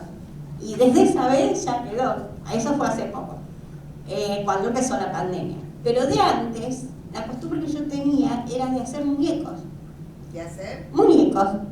Y acá está la jirafa también. Ah, mirá. Venían los chicos, bueno, yo había hecho paneles con libros que me gustaban y todo. Pero cuando venía a primer grado, yo me ponía a hacer la jirafa. ¿Qué es eso? ¿Para qué es? Ah, bueno, ya lo vamos a leer, hasta que lo leímos. Y te han querido, pero montones de todos los que han pasado te quieren a vos. Pero hago una cosa más.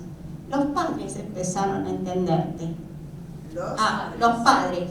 Porque muchos padres, él está leyendo esto con este escritor y este, pero no te conocían. Y vos sabés qué fabuloso que fue la pandemia, porque yo he mandado videos para los padres y te han conocido a vos, bueno, a un montón de escritores.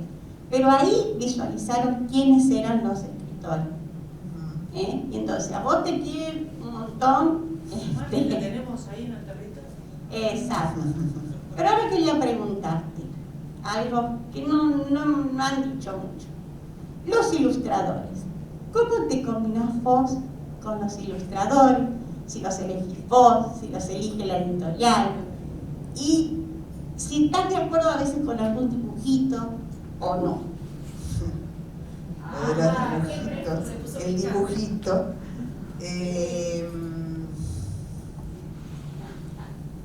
Los ilustradores. Argentina tiene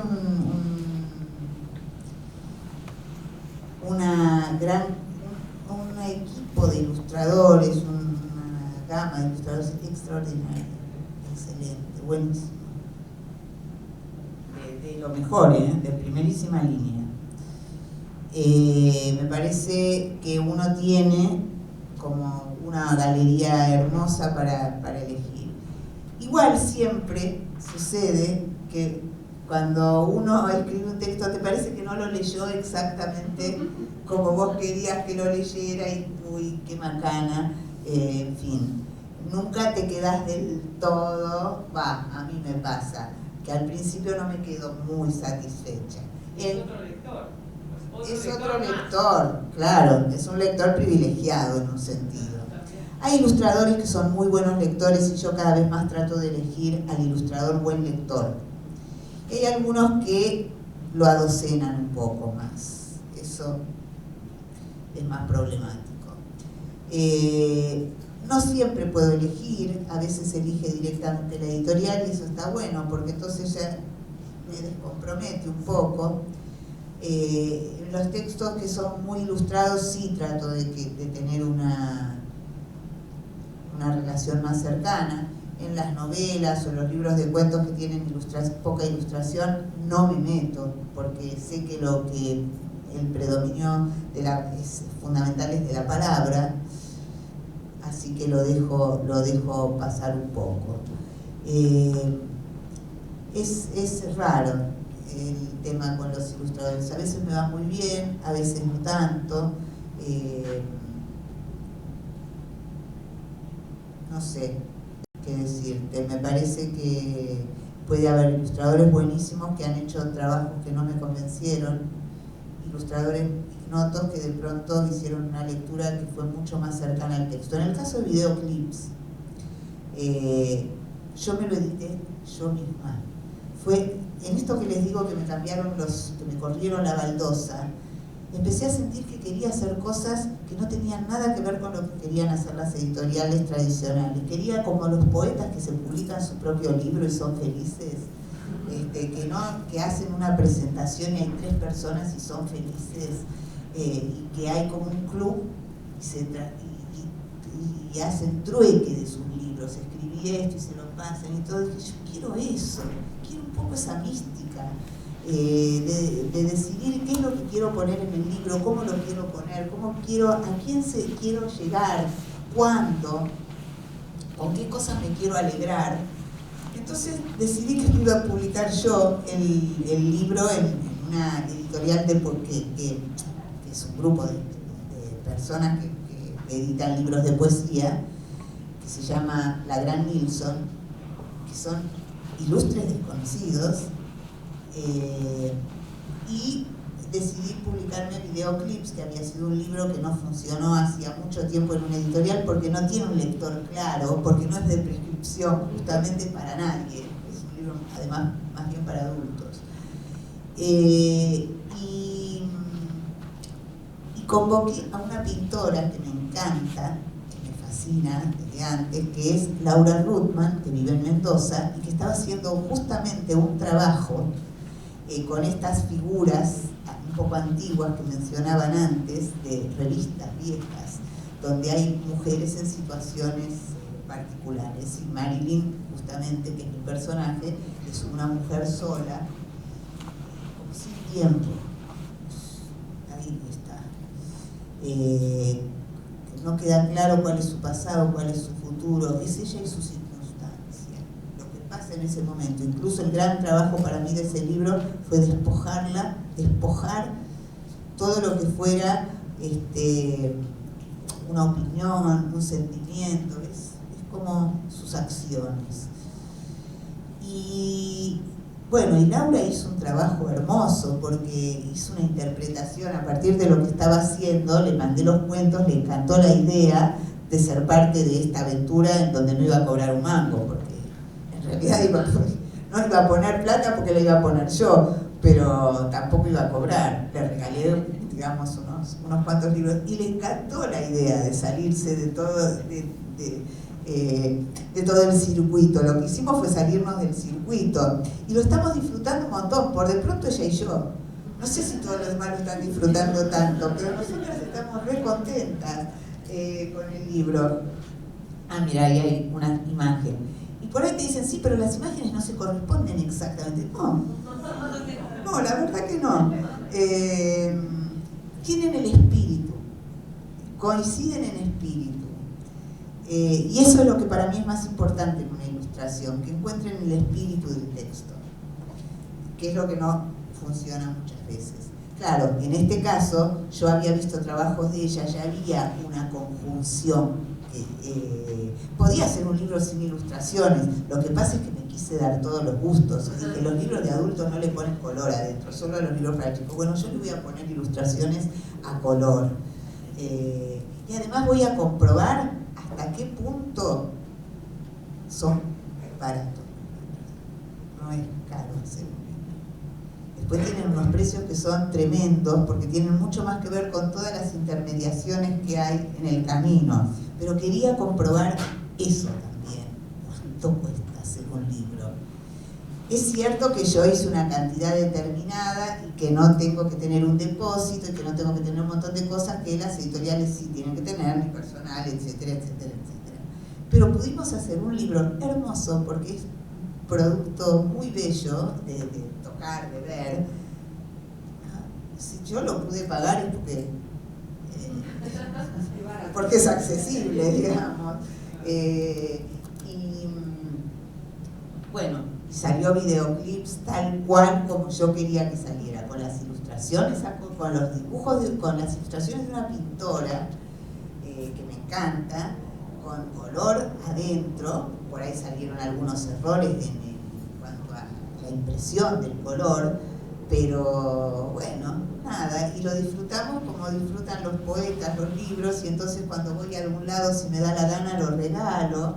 Lo he vendido también, ahí es donde fracasé más, porque es difícil eso. Ahora hay una librera que lo va a tomar y me va a liberar de ese trabajo que iba a venir hoy, pero que al final no pudo, pero ella lo va a comercializar porque... Contá con todo, ¿no? Sí, le vamos a pasar todos los datos de las Claro, yo les voy a decir directamente, yo lo he mandado por correo. El correo tiene un cargo, un costo, pero me saqué una cuenta, porque me explicaron otras escritoras que lo hicieron, me explicaron bien cómo era todo eso. Yo no lo voy a hacer, pero lo hice, porque si no, no tenía sentido, no terminar el circuito, que era llegar al lector, que alguna importancia tenía también. Entonces, esto se los digo ahora, hay un teléfono que no lo tengo porque no vino la librera, que ellos lo mandan, ellos lo van a comercializar, es la librería de la LEF, pero yo no lo tengo. Pero tienen la posibilidad de hacerlo conmigo, yo se los mando por correo, o me escriben escuchen bien porque es una cuenta especial, se los voy a deletrear. SS. Sí. CHU JER, que sería S. Sugar, arroba Yahoo, arroba gmail.com. Ahí lo piden. Yo o les mando el teléfono de la LEF para que lo vehiculicen por ahí, o arreglamos directamente y se los mando por correo. Hay una mecánica para hacerlo, se deposita en una cuenta, el importe sale por correo argentino, todo lo que, o sea, debo haber vendido yo unos 100, pónganle, cuando salió 100 y pico, no hubo uno solo que no llegara por el correo, llegaron todos hasta lugares remotísimos. Primera acción, entonces, acá los mediadores de lectura en el Zoom estuvieron atentos, anotaron dirección de correo. Ya tenemos una primera actividad con Silvia Schuher. Sí, es re lindo. Yo estoy muy contenta. Claro, es porque es como... Sí, está bueno. ¿Lo leíste? Y ¿Sabés qué? Perdón, hablando de las ilustraciones, Mariana Perata, que participó y mandó una pregunta, justo preguntó, ¿para cuándo un libro con tus ilustraciones? Para nunca. No, el tema es este. Yo cuestiono muchísimo, que yo creo que hay saberes que hay que respetarlos profundamente. Me molestan muchísimo los libros de los ilustradores que son excelentes ilustradores, excelentes, son artistas plásticos de primerísimo nivel que escriben sus textos y son espantosos. Porque el métier de ellos es otro, porque saben hacer bien otra cosa, y está fenómeno eso. Yo no voy a faltar el respeto a la plástica, no voy a ilustrar mis libros porque no es lo mío, porque no lo hago bien, porque hay personas que sí lo saben hacer. Entonces, voy a seguir pintando porque me gusta todo lo que tenga ganas, puedo llegar, no lo voy a hacer, pero si se me diera, haría una muestra, pero no me metería en un territorio que no sé, no es el mío. No. Entonces, me parece que hay que respetar los saberes de los otros, bien, y no... y no meter la pata de esa forma, qué sé yo. Yo, si llegara a ser, por ejemplo, yo estoy haciendo una cosa que estoy haciendo es reflexionando en lo que pinto, estoy escribiendo poesía y reflexiones alrededor de algunas cosas que pinto. Y me lo estoy guardando como si fuera en un libro personal. Lo tengo en un archivo y lo voy sumando. Cuando algo que hice me gusta y me trajo a colación un pensamiento que me parece valioso, una reflexión que me parece valiosa en relación con la pintura o en relación con lo poético, con lo que sea, lo ingreso a ese archivo. Lo máximo que podré llegar a hacer alguna vez, si es que lo hiciera, porque ya es como infinito, ya es ponerlo, yo lo llamo ilustraciones contadas, porque en verdad lo que hago es un poco reflexionar sobre lo que hice, qué me pasó. A veces me salen poesías, a veces me sale otra cosa que no tiene nada que ver, alguna conversación que tuve con algún nieto mío, qué sé yo, es variado, pero algo que me parezca sustancioso por alguna razón. Lo máximo que puedo llegar a hacer alguna vez es subirlo a la web y que sea digamos, de dominio público, pero no comercializaría eso de ninguna manera. Y eso me da una tranquilidad, me da una libertad, una felicidad infinita. Y el tiempo pasa volando, ¿no? Como un mosquito, una mariposa, un panadero. Frase ahora ya para decirla siempre. Vamos, Chabela, que quiere comentar algo. No, en principio, sí, más que nada un comentario y sobre todo agradecer a Flavia, al equipo, a todos los que nos están recepcionando, están haciendo un seguimiento, porque nosotros venimos de acá, de la provincia, de Malvinas Argentinas Polvorines, donde tenemos una sede que es la Colmena del Sol. Con vistas a armar esa biblioteca comunitaria a partir de la asistencia de acá de Flavia y de su equipo, desde ya muy agradecida porque nos han hecho llegar material y bueno, escuchando, hilvanando todo lo que acá se comentaba, se decía. Digo, tenemos un muy buen punto de partida cuando nosotros comencemos nuestro trabajo en el barrio, digo, ¿no? A través de la lectura de sus libros, porque la verdad, por todo lo que he escuchado y por todo lo que... ella es mi vecina, Mari, ¿no? Que también está en la Biblioteca Popular, y veníamos conversando, intercambiando los textos, y digo, maravilloso como usted nos invita, ¿no?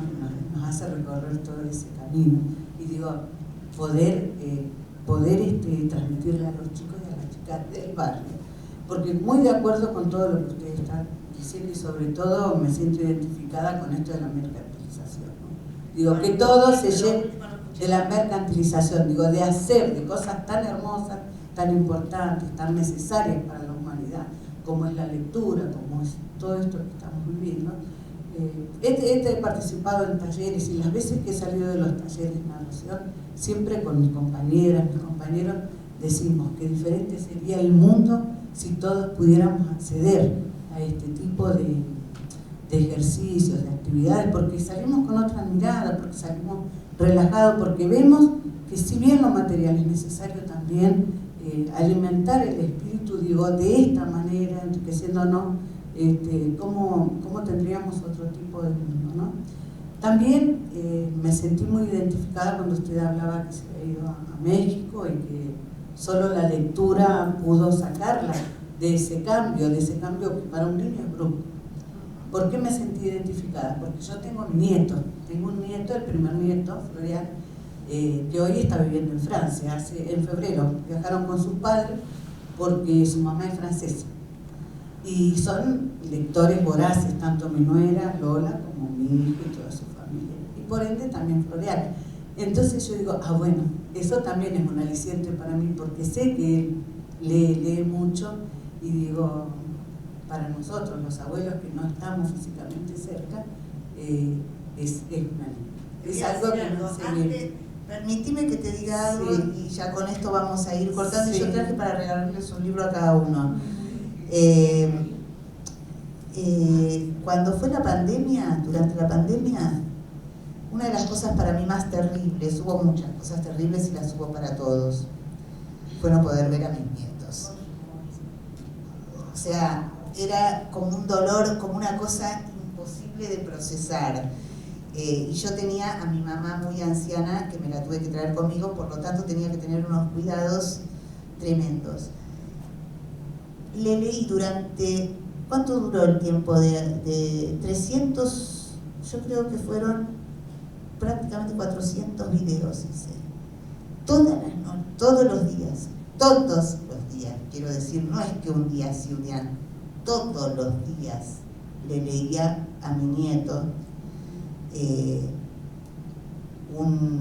si estábamos leyendo una novela, un capítulo, si estábamos leyendo un libro de cuentos, un cuento, o hasta donde pudiera llegar, eran unos 5 minutos en total, de 5 a 7 minutos la lectura que le hacía. Y fue una de las experiencias más maravillosas de mi vida. Cuando yo me agarré COVID, ahora, hace poco, me mandó el video. Y me leyó todo un libro, un cuento que a él le gustaba mucho. Tiene 9. O sea que desde los 7 años, 7 y 8, yo algún cumpleaños incluso que no pude estar. Entonces esto que me decís, fue algo que nos unió como no nos había unido la vida. O sea, con él yo tenía vínculo, un vínculo bueno, pero normal, digamos. Ahora, las lecturas de todas las noches, cuando la idea era, yo se lo mandaba al teléfono de la madre o el padre, y se lo daban a él, y él veía que yo estaba leyendo y le leía, lo saludaba primero, le decía vamos a seguir, le hacía a veces una especie de resumen de lo que habíamos leído el día anterior, si era una novela, se la iba siguiendo, y entonces cuando él la leía, él le escuchaba y me mandaba un comentario. Qué lindo, me gustó, no me gustó, bueno, buenas noches. Y todas las noches nos despedíamos, todas las noches.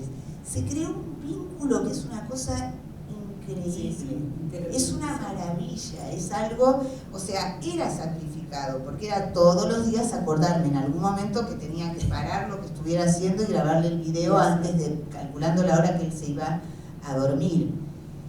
Y eso, te lo digo porque si tenés un nieto, y además para que conserve la lengua, en ese caso, fue una experiencia maravillosa, maravillosa. Así que bueno, eso. Bueno, gente... Nos quedó acá una y cerramos. Sí. Solo una pregunta, ¿qué estás leyendo en este momento? ¿Qué estoy leyendo en este momento? Faltaba, claro. En este momento empecé un libro que se llama La negra espalda de la noche, de Javier Marías, que lo voy a leer muy despacio porque tiene la letra muy chiquita. Yo ya estoy con problemas que me cuesta mucho leer esos libros, pero me decía una amiga ayer que ella resolvió el asunto con el ebook, porque agranda la letra, y lo estoy considerando realmente. Lo último que leí que me dio vuelta a la cabeza, pero así, no es lo último que leí, pero que me dio vuelta a la cabeza, se llama El corazón del daño, de María Negroni. Yo no lo puedo recomendar desde el punto de vista de decirles, léanlo porque les va a encantar. Es un libro raro. A mí me fascinó. Es un libro que está en mitad de camino entre la poesía y la prosa. Es una prosa poética. Bueno, a mí me encantó. Después leí El corazón del daño. Encima me encanta el título. Sí. Es un libro fuerte. ¿Y el autor? María Negroni. Es poeta, básicamente. Ay, no tenemos ganas de irnos, pero tenemos que irnos. Podemos invitar a las chicas del Zoom a que abran sus micrófonos y podemos leer, ¿te parece? Para cerrar y despedirte, el poema comunitario que se armó en este tejido. Dale.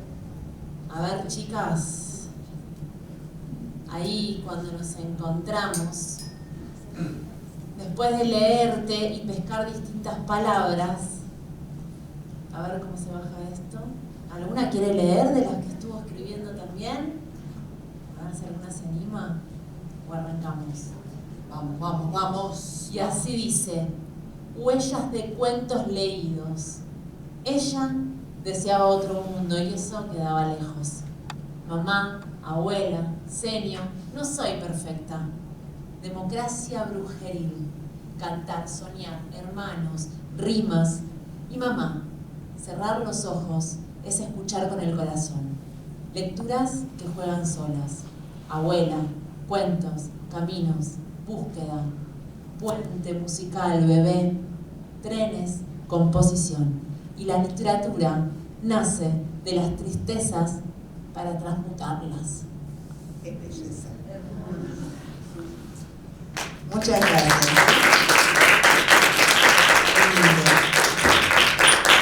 Eso de la literatura, esa no es una frase mía, fue de Borges. Sí, yo la cito siempre porque él decía que la literatura nace de la tristeza, porque la felicidad es un fin en sí mismo. Y la tristeza, en cambio, es necesario transmutarla en belleza.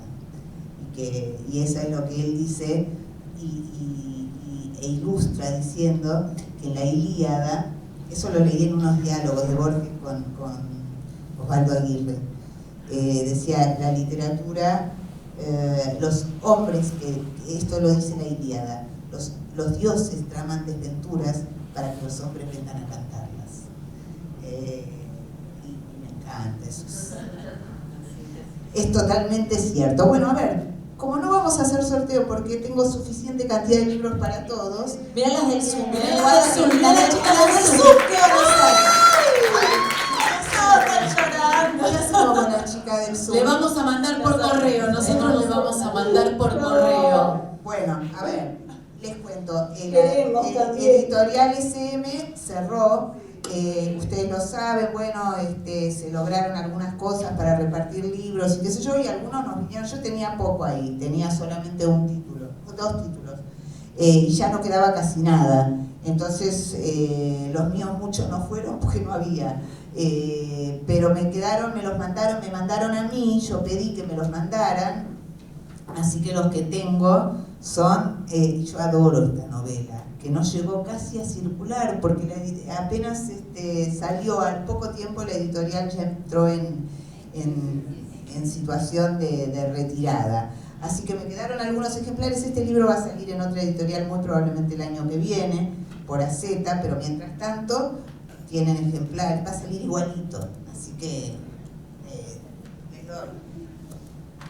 Espérate, ¿cuántos son? Yo te voy dando así. ¿Acá hay 4? Vos andás dando que yo te paso. Ahora va. Yo les dije que iba a haber. ¿Cuál es la novela? Les dije que iba a haber cotillón. Silvia está esperando. No, claro, el título de la novela, ¿cuál es? 999. No te escuchas. 999 grullas y un loro.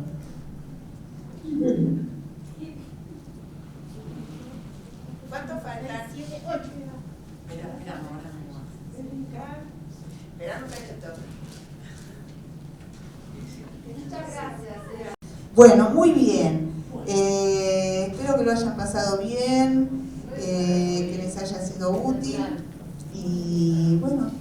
Invitamos a las chicas del Zoom que abran sus micrófonos y aplaudimos todos juntos. Te abrazamos.